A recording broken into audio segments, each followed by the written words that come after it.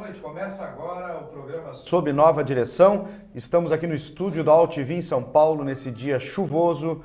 E o trânsito, logicamente, atrapalhou um pouco o início do programa, mas não tem problema. O que importa é antes tarde do que nunca.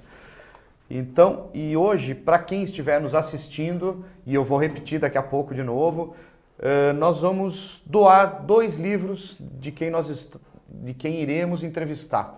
Então é o Paulo Roberto Peralta, que está aqui conosco já no estúdio, e o livro é esse aqui, Glamour e Tragédia na Origem de Interlagos. Essas informações do livro, tanto quanto o autor, estão lá na página do programa Sob Nova Direção no Facebook. Então você entra lá, facebook.com/Sob Nova Direção. Entre lá e as 2 primeiras pessoas que enviarem o nome do livro e o autor completo, hein, gente, serão os que vão ganhar o livro. Então, estou aguardando vocês. E também quem quiser pode interagir aqui pelo chat. Vamos ver se tem alguém já conosco. Já temos o Antônio, o Wagner, todo mundo aí com a gente no chat. Se der algum problema, por favor, nos falem. E como eu falei, vamos entrevistar hoje um dos maiores conhecedores da história do automobilismo brasileiro. É Paulo Roberto Peralta, autor do livro Glamour e Tragédia na Origem de Interlagos. Muito obrigado pela sua presença. Eu é que agradeço o convite e me sinto até honrado em estar aqui hoje. Excelente. Bom, pessoal, então nós vamos bater esse papo aqui sobre Interlagos. E já que para a gente entender o nosso presente é importante conhecer o passado. Essa máxima vale principalmente quando o assunto é automobilismo, não é? Com certeza, porque é triste falar isso, mas nós brasileiros não temos muito essa tradição de preservar a memória. Então, cada livro, cada programa, cada site, cada coisa feita, né, em prol disso é sempre bem-vinda. Excelente. Você falou agora, eu posso chamar de Paulo ou de Peralta? Tanto faz. Tanto Com tá um bom. sobrenome desse, é difícil me chamar de Paulo. Excelente. Você falou em site. Você também tem um site, além de escritor, você tem um site que você escreve, é isso? Exato. Na verdade, esse livro é um subproduto do site. A atividade principal era o site, o www.bandeiraquadriculada.com.br. E o site tem seu blog também, o blog do Quadriculada. E o assunto é mais ou menos o mesmo, só que um pouco mais recente. Ele focaliza os pilotos no final dos anos 50 e princípio dos anos 60. E tem um porquê isso, porque justamente nesse período que a indústria automobilística nacional começou. E o começo da indústria automobilística no Brasil marcou uma mudança no conceito de corrida da época. Então, é objeto do site. Excelente. Eu vou colocar aqui para o pessoal, você pode repetir o site que já tem um internauta nosso solicitando aqui, e ele se chama Júlio César, eu acho que é do Pará. Olha só, o Pará, o norte do país, onde está quente, não tem essa chuva. Eu vou colocar aqui www. Ok. Bandeira Quadriculada. Bandeira Quadriculada. Quadriculada.com.br. O sobrenome é comum para todos.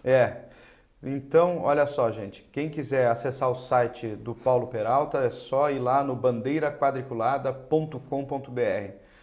E para quem começa agora a nos assistir, vai lá na página do programa que tem um post lá no Facebook, que tem um post sobre como ganhar o livro ao qual estamos hoje aqui falando, que é esse aqui, Glamour e Tragédia na Origem de Interlagos.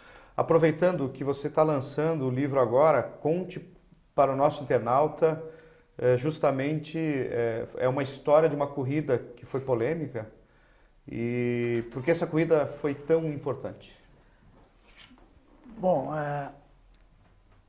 no Brasil, desde 1933, acontecia uma prova internacional no Rio de Janeiro. E São Paulo já na época, era considerada a capital do automóvel.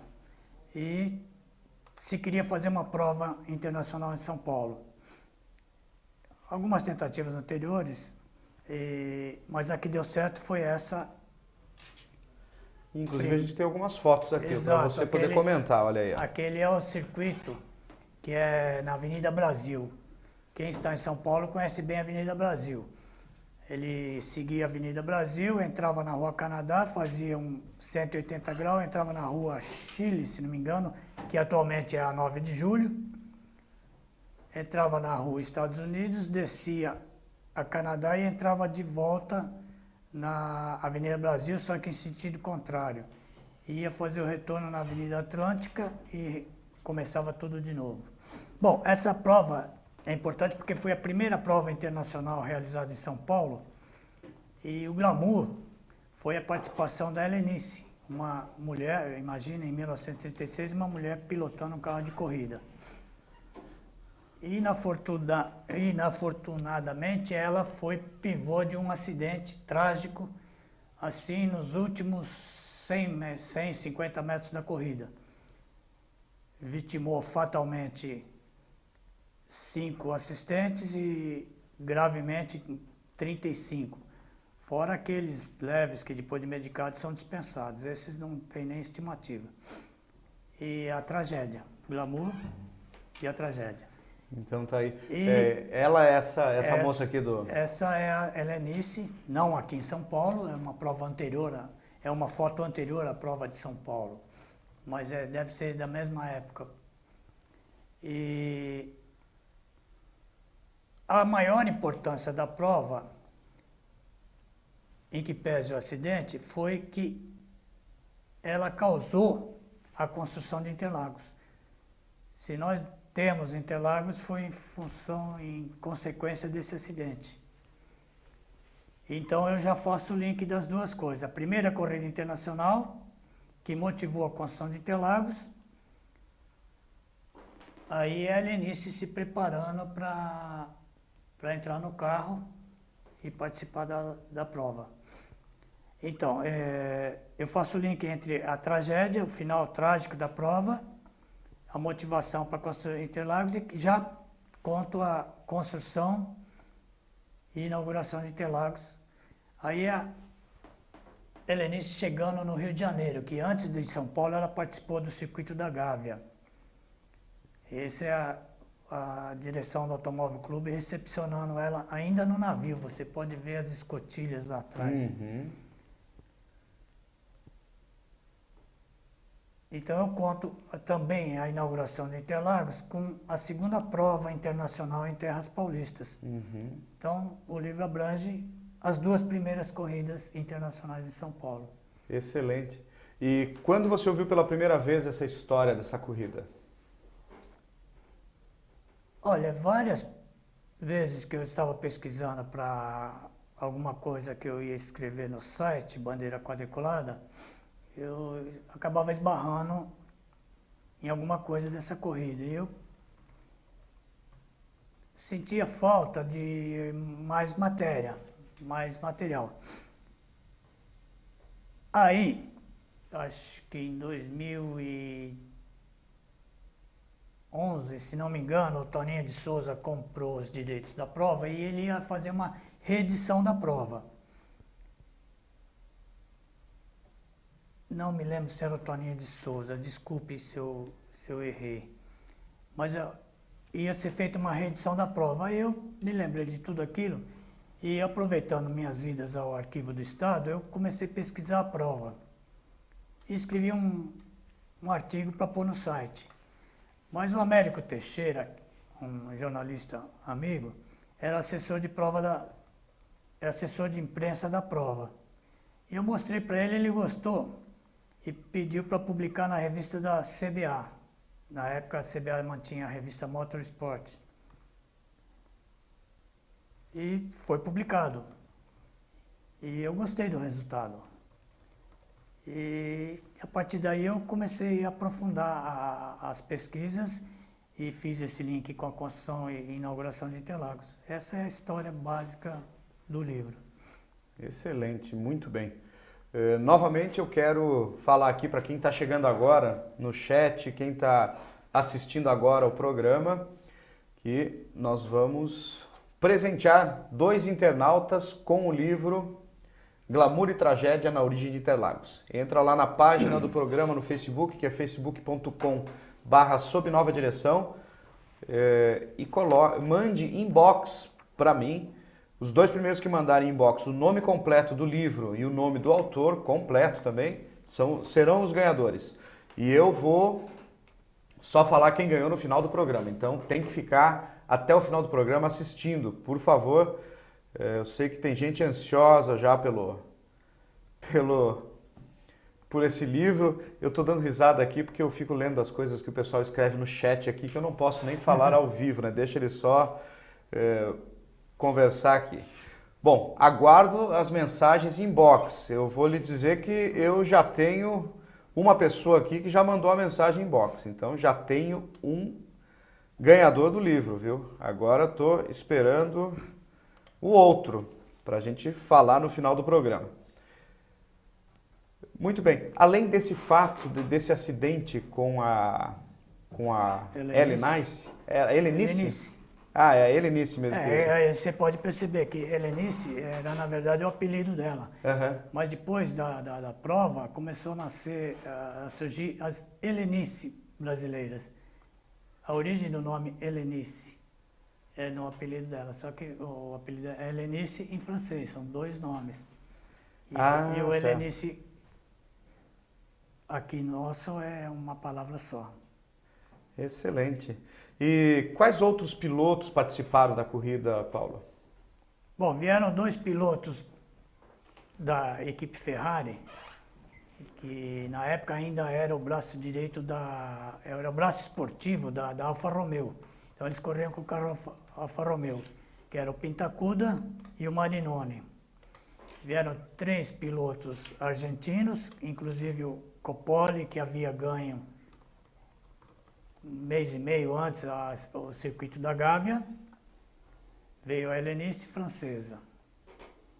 E os outros eram todos brasileiros. Com destaque para o Manuel de Teffé, o Barão Manuel de Teffé, que era o mais destacado da época. Chico Landi era quase um principiante, era começo de carreira, ainda não era muito conhecido. Mas já era um piloto com algum renome. E tinha um brasileiro, o Benedito, não, deixa eu olhar a cola aqui. Não vou. Por favor, colhe à vontade, não tem problema nenhum. Bom, tinha vários pilotos brasileiros, 12 ao todo. O Benedito Lopes, que eu ia me referindo, era um piloto de Campinas, mas ele acabou não sendo aprovado no exame, porque ele apresentou a máquina dele fora do prazo.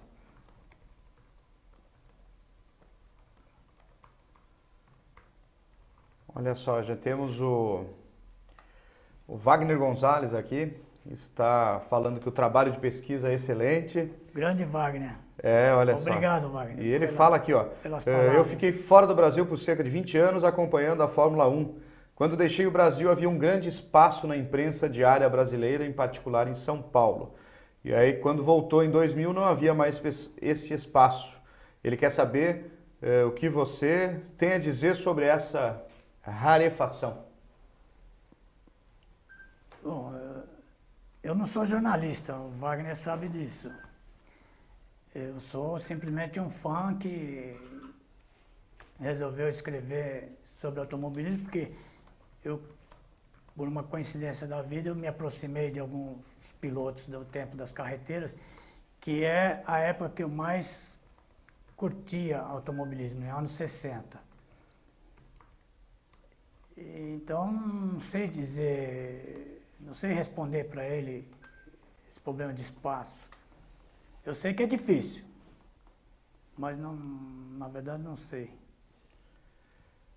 Muito bem, deixa eu só deixar claro aqui como é que vai ser para ganhar o livro, que falta uma pessoa agora. Principalmente o Wagner falou que mandou o nome, não é o seu nome, Wagner. Tem que mandar o nome do autor completo com o nome do livro, tá bom? Manda inbox lá na página do programa. E a corrida, Paulo, começou atrasada por um motivo bem curioso, né? É motivo de atraso de autoridade, mas foi pouco atraso até. E é isso. Diz que o governador Antônio de Salles Moreira, imagina, gente, em 1936, não é? 36. Já tinha congestionamento em São Paulo. E Bom, ele atrasou um pouquinho por isso, né? Aquele dia o congestionamento era por causa da prova. Foi, assim, uma frequência impensável para a época, claro. Tanto é que até na assistência aos feridos, as ambulâncias tinham problema para chegar até o local.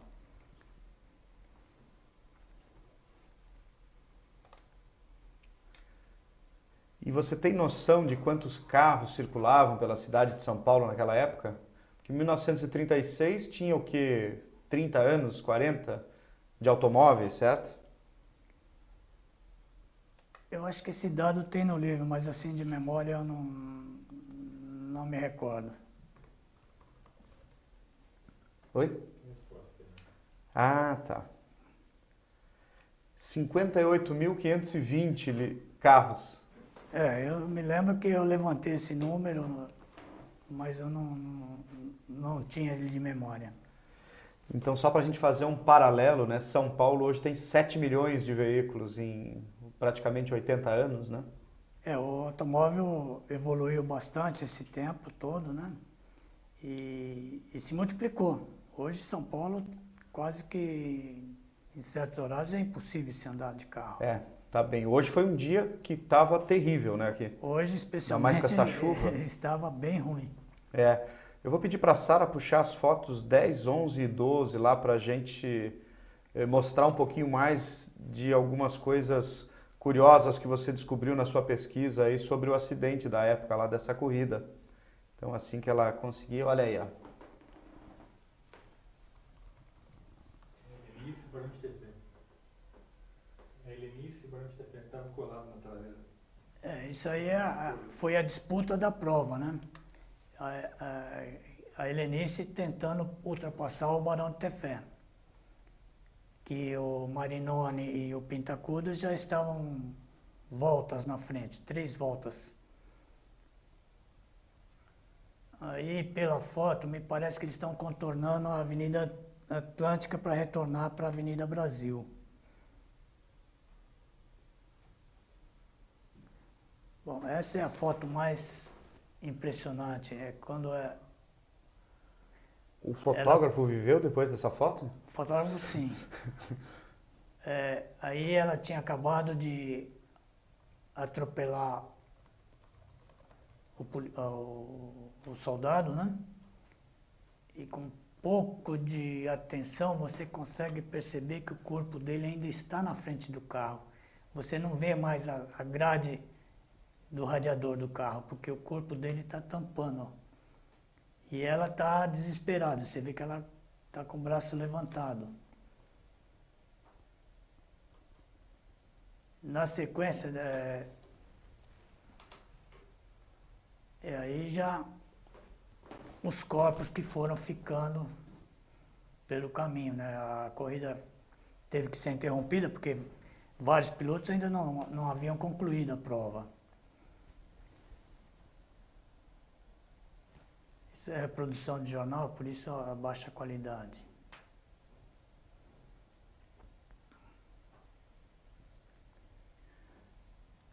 Você vê que enquanto alguns tentam socorrer, outro tenta sinalizar para interromper a prova, né? Porque o povo começou a invadir.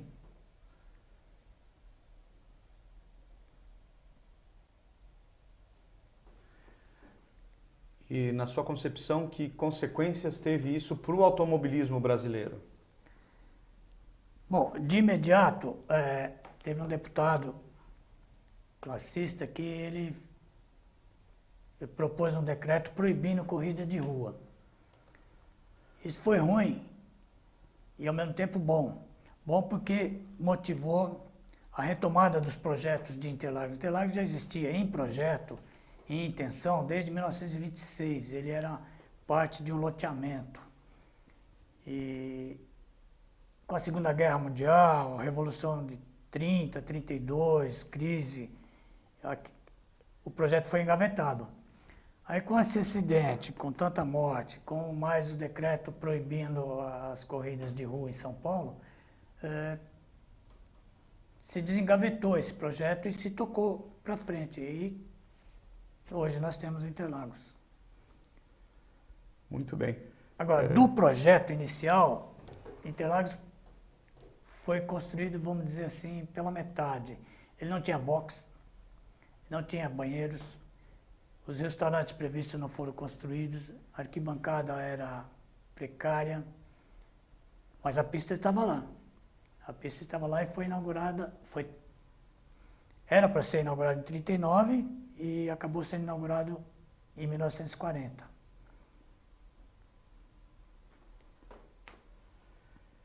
Olha só, tem uma pergunta aqui, novamente. Vamos lá. Do Wagner, eu agradeço ele por estar fazendo essas perguntas aqui. Como você entrevistou o Caetano Damiani recentemente, ele ainda tem a carreteira 34, que é a única que ameaçava o Camilo Cristófaro? Não, o Caetano, quando ele resolveu parar de correr, ele vendeu a carreteira. E a carreteira se perdeu. Muito provavelmente, como a maioria dos carros de corrida, foi desmontada, foi aproveitado peças e não existe mais. Hoje só seria possível uma réplica. E tem uma outra pergunta aqui do internauta que não se identificou, infelizmente, está só a numeração, ele entrou sem fazer login no site, mas ele quer saber se você é um frequentador assíduo desde pequeno do autódromo. Não. Eu frequentei autódromo na década de 60. A primeira vez que eu pisei em Interlagos foi em 7 de setembro de 1963. Eu fui lá e tinha já um escolhido para torcer, Celso Lara Barberis. E na primeira volta da corrida ele sofreu um acidente e faleceu. Então, de 63 até 70, mais ou menos, eu frequentava praticamente toda a prova. Já na década de 70, recém-casado, com filho, carreira, lutando para montar uma carreira, eu me afastei um pouco. Tentei voltar em 80, mas foi poucas vezes. E a partir daí, só muito eventualmente. Mas continuo fã, com certeza. Olha só, Juliana, aqui de Santos, ela quer saber o que você faz, além de ser escritor, qual que é a sua profissão, em relação com o automobilismo. Bom, primeiro agradeço, mas eu não sou escritor. Eu no máximo me considero um pesquisador, um pouco mais de boa vontade, talvez um historiador. Mas eu ficaria com pesquisador. Agora, eu fiz a vida toda, mas hoje eu sou aposentado. É claro que esse livro me deu muito prazer fazer e já está nos planos um segundo. Dentro do automobilismo também, mas um pouco mais recente. Um episódio mais recente. Já tem alguma noção dessa história para antecipar para os nossos internautas? Não é uma história, como eu falei, eu sou mais um pesquisador. Então, é fruto de uma pesquisa a respeito sobre a história da 24 Horas de Interlagos. Uma prova também criada pelo Barão, o pai do Emerson e do Wilson, o Wilson Fittipaldi, que ele tinha criado anteriormente a 1000 milhas. Aí, anos depois, ele criou, em 60, a 24 Horas de Interlagos. E ela nasceu para ser tão tradicional quanto as 1000 milhas, mas por vários motivos não olha foi. aí, ó. Inclusive está aí, olha, o Paulo Peralta com o Barão. Quando eu fui ao Rio conversar com ele, então aproveitei pegar o prefácio desse livro e aproveitei e conversamos sobre vários assuntos, inclusive 24 Horas de Interlagos. E foi uma perda recente, né? O Barão faleceu esse ano. Foi meses depois que eu estive lá, fiquei muito triste, porque é uma pessoa extremamente atenciosa, simpática e me recebeu maravilhosamente bem lá. Mas, infelizmente, ele veio a falecer. É a vida. É a vida. Muito bem. Paulo, fala pra gente o que aconteceu com a Helenice depois do acidente. Bom, ela ficou hospitalizada vários e vários dias. E quando ela saiu do hospital, ela retornou para o hotel, mas ficou pouquíssimo tempo. Depois ela foi para uma chácara de uma família francesa, amiga, e retornou depois de algum tempo, ela retornou à França. Esse é o carro dela? Esse foi o estado em que ficou o carro dela. Você pode ver que ali na suspensão dianteira ainda tem um pedaço da farda do soldado que ela atropelou. Então, ela retornou para a França, mas nunca mais conseguiu retomar a carreira dela com a mesma pujança que tinha, com a mesma intensidade que tinha antes. Esse carro, inclusive, ficou no Brasil, foi comprado pelo Benedito Lopes, recuperado.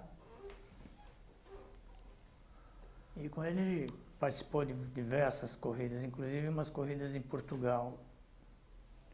E uma curiosidade sobre ela aqui também, que ela ficou 2 meses hospitalizada, nunca mais participou de corridas oficiais, certo?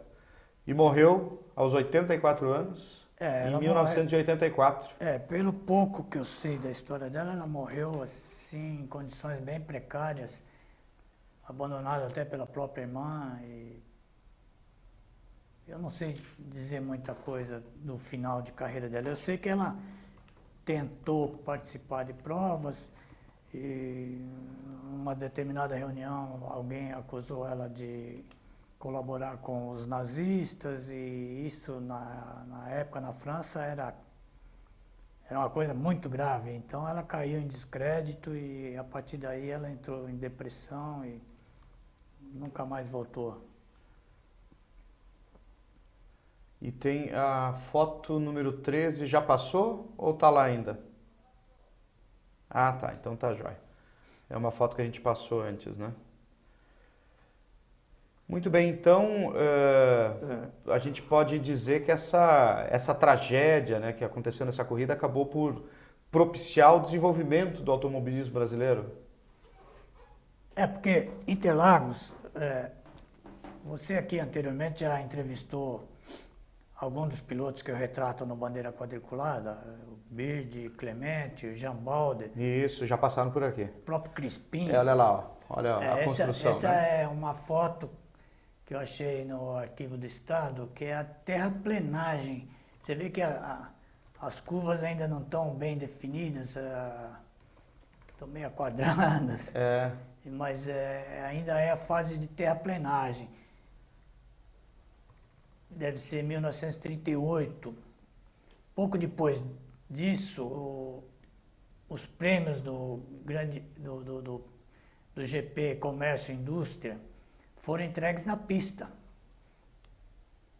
Nessa pista aí, do jeito que ela está. Uhum.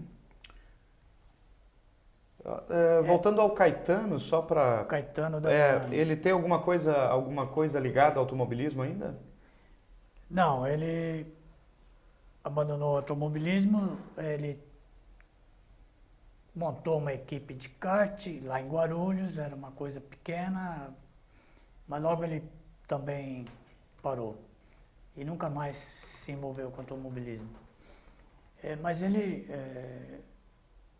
apesar de ter se afastado, e se afastou mesmo fisicamente, mas ele ainda mantém alguns contatos que ele gosta até hoje.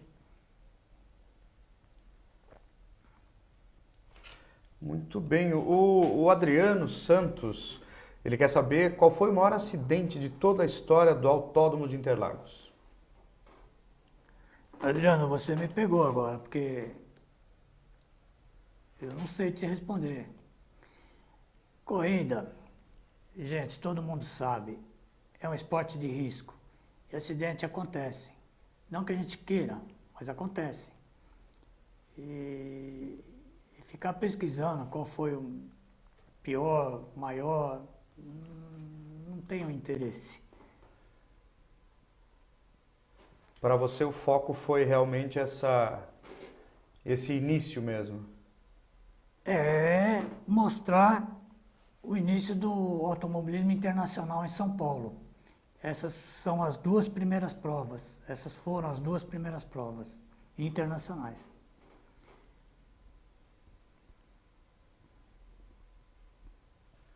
E pesquisar esses fatos de quase 80 anos atrás é um desafio muito grande. O que foi mais difícil para você nesse resgate histórico? Primeiro, achar as informações.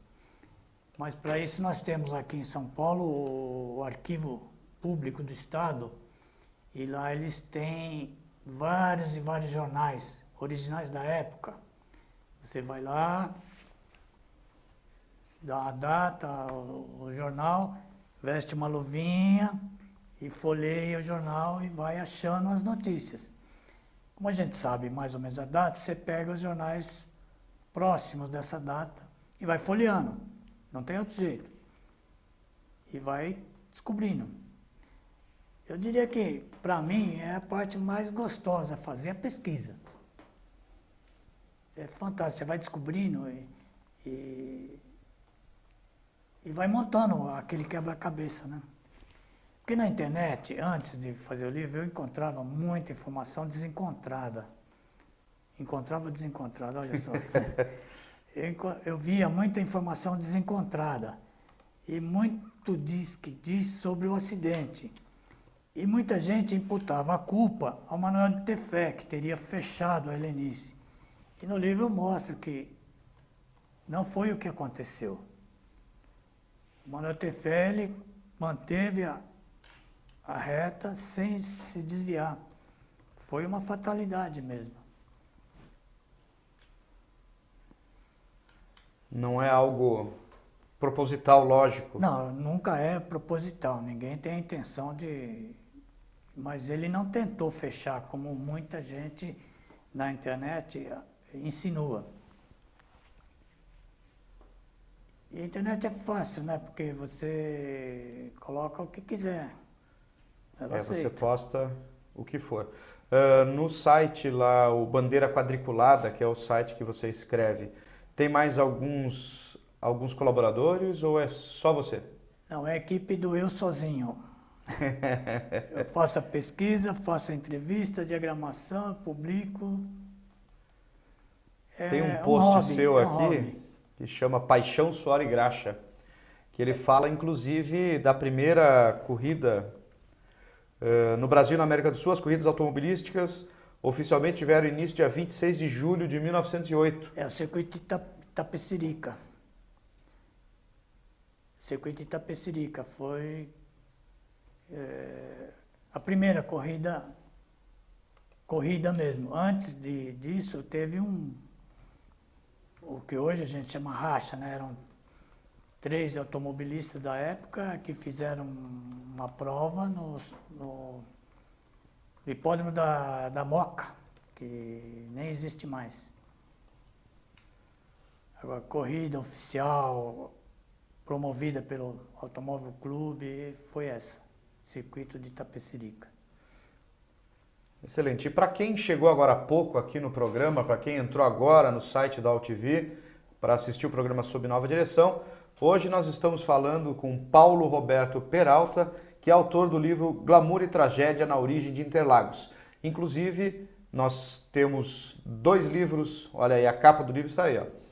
E nós temos 2 livros aqui que serão presenteados aos nossos internautas e autografados pelo Paulo.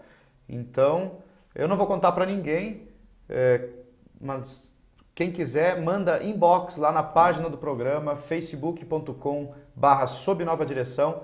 É só colocar lá o nome completo do autor e o livro que vocês acabaram de ver. Os 2 primeiros que enviarem vão ser os que vão receber o livro autografado. Então, quem quiser, por favor, participe. A gente já tem participante, viu? Então, só está faltando um. Entra lá no Facebook. E, Paulo, o automobilismo brasileiro tem uma história grandiosa. E, além disso, já conquistou 8 títulos de Fórmula 1 e 4 títulos de Fórmula Indy. Então, por que você acha que existem tão poucas publicações sobre a história do nosso automobilismo? Eu não sei se existe um motivo, mas é como eu disse no começo, o brasileiro, infelizmente, não tem essa ideia de preservar nada. Ele vive muito o presente e se esquece que para fazer o futuro precisa conhecer o passado. Agora, do tempo que eu comecei com bandeira quadriculada, não que eu comecei, mas outros também começaram mais ou menos pela mesma época, existe, principalmente na internet, um interesse muito grande pelo antigo mobilismo, pela história do automobilismo, o que não está ainda muito organizado, cada um faz o seu nicho. Agora, escrever assim a história, linearmente falando, até hoje ninguém fez.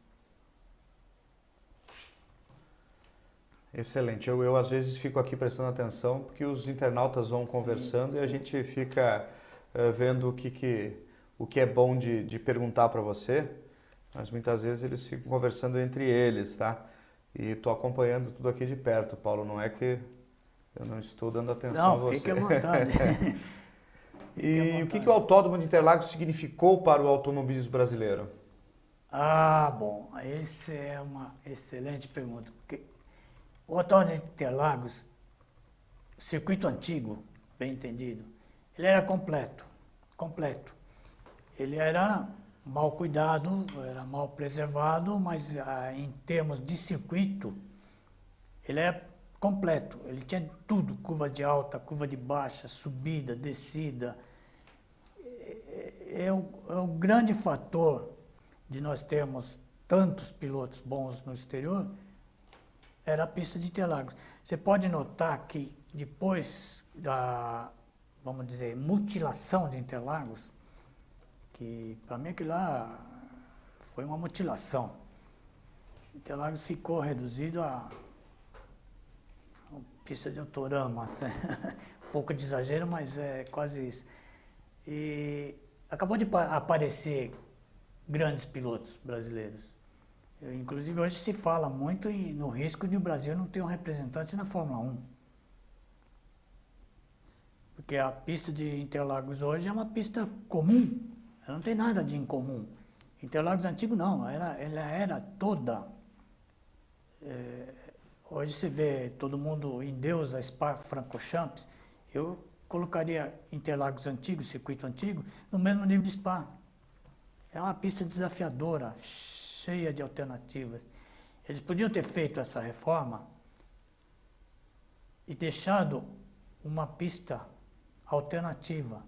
Existem vários autódromos no mundo todo que existem circuitos alternativos. Você tem a pista principal e alternativamente Até mesmo em Indianápolis tem o oval, mas quando corre moto ou outras categorias, quando a Fórmula 1 correu lá mesmo, eles têm um circuito alternativo. Por que não deixar no Interlagos? É verdade, com certeza. E aproveitando que a gente está falando sobre isso aí, e apesar de toda a importância que teve, o autódromo Nelson Piquet, que era o de Jacarepaguá, foi destruído para dar lugar ao Centro Olímpico. E agora tem se falado muito na desativação de Interlagos. Qual que é a sua opinião a respeito disso? Bom, enquanto a Fórmula 1 estiver no Brasil, Interlagos é imexível. Não se mexe em Interlagos. Agora, o Bernie, ele sempre joga aqueles balões de ensaio, né?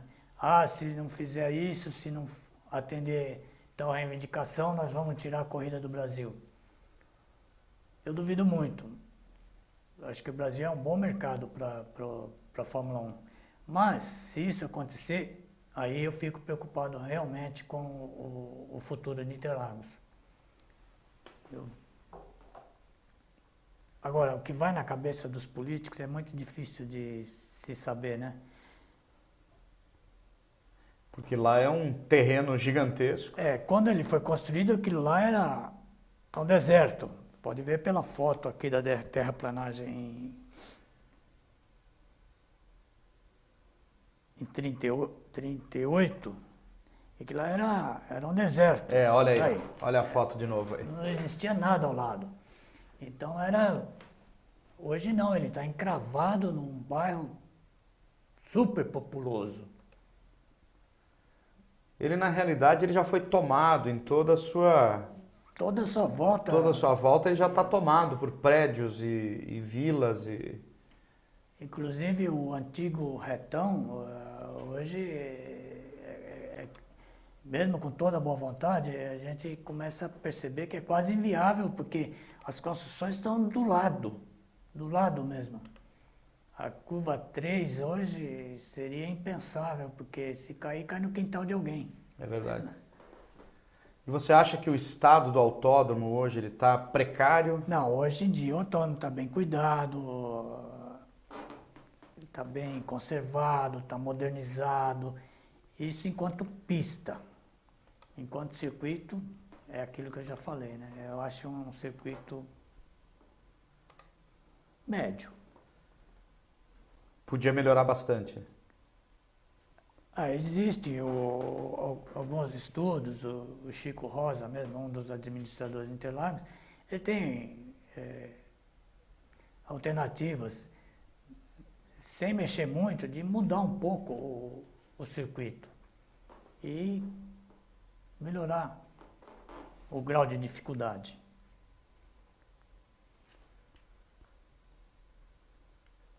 Nós temos seguidas vezes ido até o autódromo e uma das coisas que mais nos chama a atenção, Paulo, é que as arquibancadas estão sempre vazias e antigamente as provas atraíam multidões.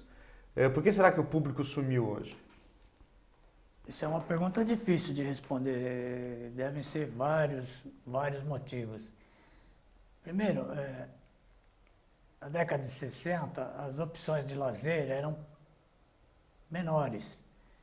Então, quando acontecia a prova, era um evento, era um acontecimento. O público acorria.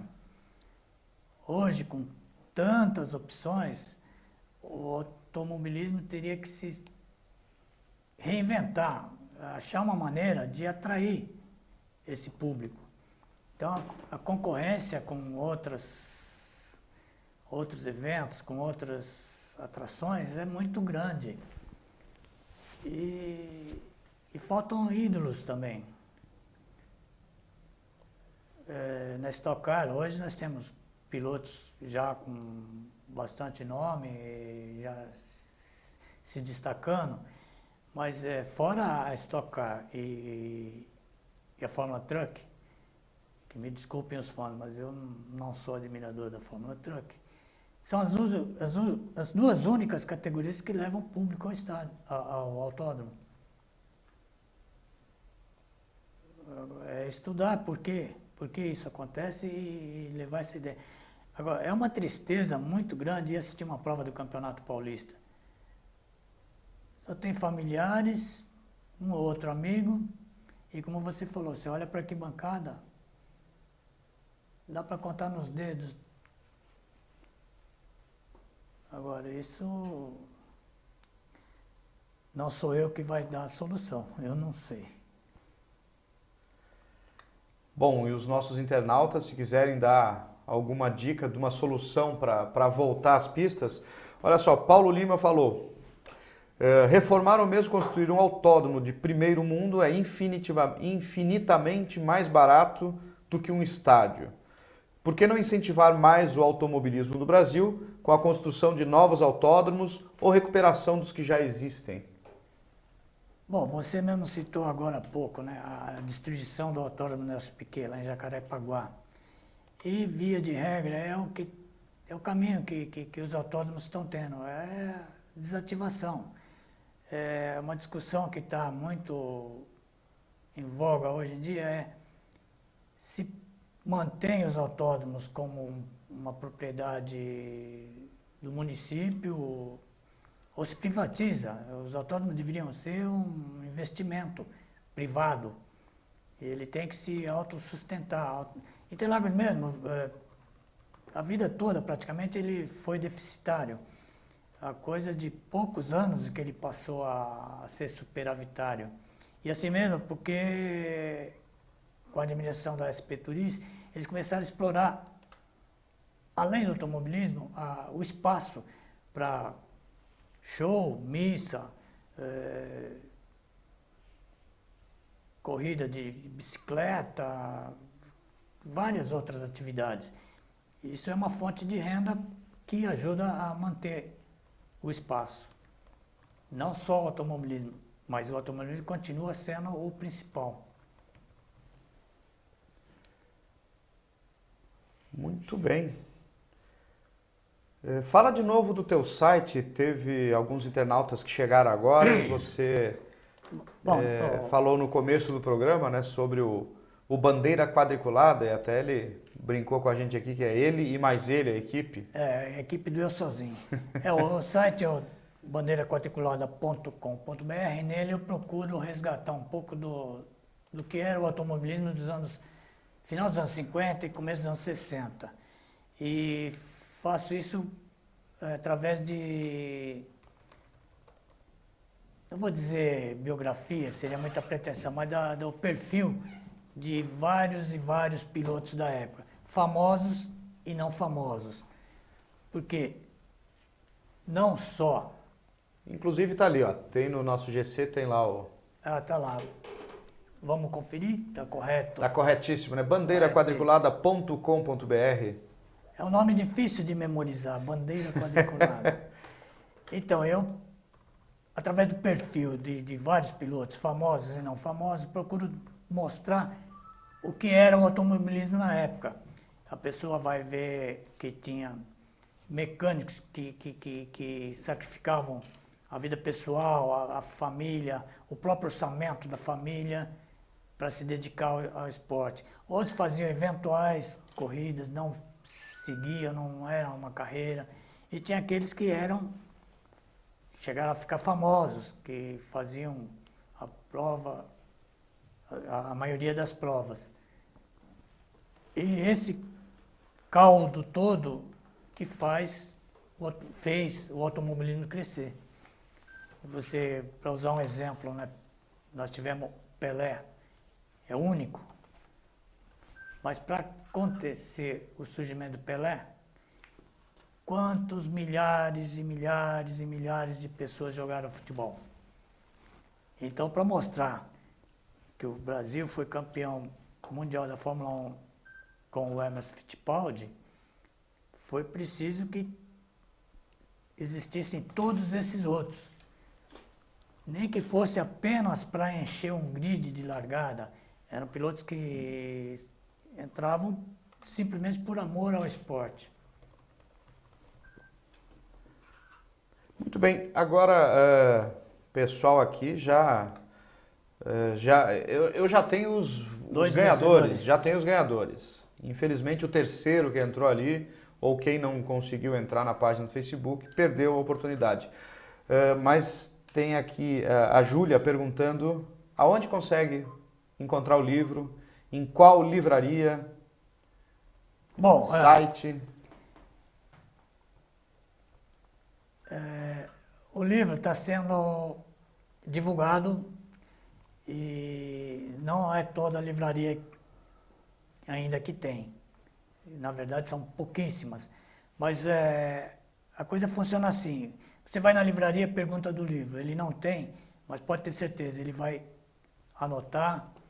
Depois que várias pessoas perguntarem do livro, aí eles vão fazer o pedido na editora. Quem tiver interesse pode entrar no site da editora, expressãoearte.com.br, e lá eles têm a página de venda. Tem um outro site também que já fez o pedido e breve vai estar vendendo também, é o Classic Show.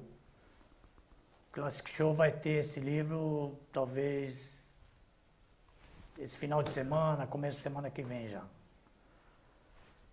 Excelente. Então, agora é a hora de falarmos quem foram os dois vencedores. Parabéns a eles. Parabéns a eles. E você vai autografar depois para cada um. Com certeza. E inbox mesmo a gente vai depois falar como vocês podem vir pegar o livro aqui. Ou se for o caso, eu vejo que um não é daqui, a gente vai despachar o livro pelo correio. Aí a gente se compromete aqui do programa mesmo. O primeiro que enviou, e há mais de 40 minutos, então foi no comecinho do programa. Foi no comecinho. E ele enviou corretamente o nome, que para ganhar o livro tinha que mandar o nome do livro, inbox, na página do programa Sob Nova Direção, e também o nome do autor completo. Então aqui, ó, Paulo Peralta, Glamour e Tragédia na Origem de Interlagos, há exatos 35 minutos, Wagner Gonzalez. Wagner Gonzalez, grande Então, Wagner. muito obrigado pela participação, Wagner. Com certeza vai ser muito bacana a leitura desse livro. E o outro agora é o Paulo Lima. E ele fala lá de Porto Alegre, no Rio Grande do Sul. Então, deixa eu ver se ele fez certo, né? Tem que estar completo aqui. E ele falou, quero ganhar o livro. Do Paulo Peralta. Glamour e Tragédia na Origem de Interlagos. Parabéns a ele, parabéns. Vai. Então, parabéns aos dois e a gente agradece muito a participação de vocês aqui. Infelizmente teve mais, agora há pouco teve mais 4 aqui. Fica para a próxima, né, Paulo? Mas eles vão lá encontrar Eles podem entrar no site da editora, expressãoearte.com.br, tem a página de venda lá. Não é a mesma coisa que ganhar, mas... É isso aí, não tem problema. Ou entre em contato comigo através do site. O site tem um blog do Quadriculada. E a gente vê como fazer isso. É isso aí, ó. Porque tem gente que além de comprar, ele quer o autógrafo. Isso. E comprando pela editora fica difícil. Fica difícil. Quem sabe entra lá então no bandeiraquadriculada.com.br. Você vai no blog do Quadriculada, manda uma mensagem para o Paulo Peralta, que com certeza você consegue comprar o livro e ainda ele autografa. A gente contorna esse problema. É isso aí. Eu vou pedir para a Sara chamar as fotos 20, 21 e 22, enquanto eu lhe dou aqui o nosso livro de autógrafo e vou dar uma dica para os nossos internautas. Olha aí, ó, dica para quem é de São Paulo e região. Neste sábado começa a exposição Clássicos, com 20 obras do grande design de automóveis Luiz Alberto Veiga, responsável por projetos de sucesso da Volkswagen. Como vocês podem ver ali na tela de vocês, nós temos alguns desenhos dele. E o evento acontece na Nano Galeria e vai de 17 de agosto até 17 de novembro. Anote o endereço. É Rua Cara com K, número 74, lá em São Bernardo do Campo, aqui no ABC Paulista. E a entrada, coisa muito boa, é gratuita. Informações pelo telefone 11 4367 2824. Eu vou repetir aqui a exposição Clássicos com 20 obras do grande design de automóveis Luiz Alberto Veiga. E o evento acontece na Nano Galeria e vai de 17 de agosto até 17 de novembro de 2013, lá em São Bernardo do Campo, na Rua Cara 74. E grátis. Participe. 4367-2824, para quem quiser passear em São Paulo e ver essa exposição, chega aí. Enquanto isso, o Paulo está autografando aqui o nosso livro das nossas celebridades. E assim que terminar o programa, ele vai já autografar os seus livros, Wagner e Paulo.